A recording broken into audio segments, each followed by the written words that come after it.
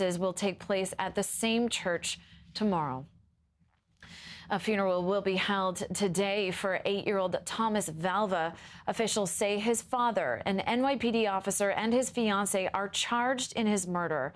CBSN New York's Jenna DeAngelis is in Suffolk County with these disturbing details. Jenna. Natalie, a difficult day in store for those who were close to Thomas Valva and have to say goodbye. The funeral is being held here at St. Elizabeth's Church.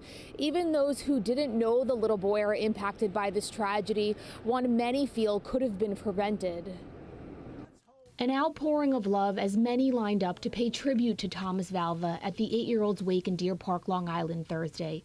Strangers even showing up to support his heartbroken mother. Please continue praying for my family. Along with prayers, elsewhere there were protests, with residents demanding family court judges be removed for not protecting the child. Shame on all of them. They all should be fired and put in jail. Also calling for a review of anyone who placed the 3 Valva children in the custody of their father, 42-year-old Michael Valva, eventually accused of murdering Thomas.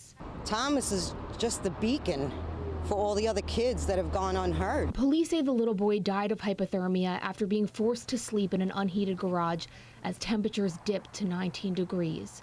Despite years of documented abuse allegedly at the hands of his father, an NYPD officer, and his fiancée, Angela Polina, the court sided with the cop for custody over Thomas's Polish-American mother, who was representing herself.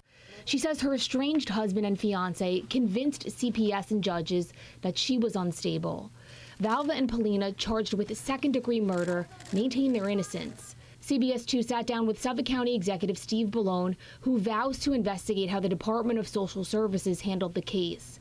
We've been denied an interview with Child Protective Services. Some raise concern CPS is spearheading an internal investigation. I'd like to get the baseline facts, certainly no later than next week. Then we can determine how much further we need to go in terms of an investigation. Meanwhile, many mourning the loss of Thomas Valva are hoping his death will spark change. An unnecessary death, really unnecessary. And we need to find the money to hire more people to help children in need. Suffolk County legislators also plan to have a hearing today to ensure the county's Department of Social Services has the proper staffing and procedures in place to prevent future tragedies. In Melville, Long Island, Jenna DeAngelis, CBSN, New York. Jenna, thank you.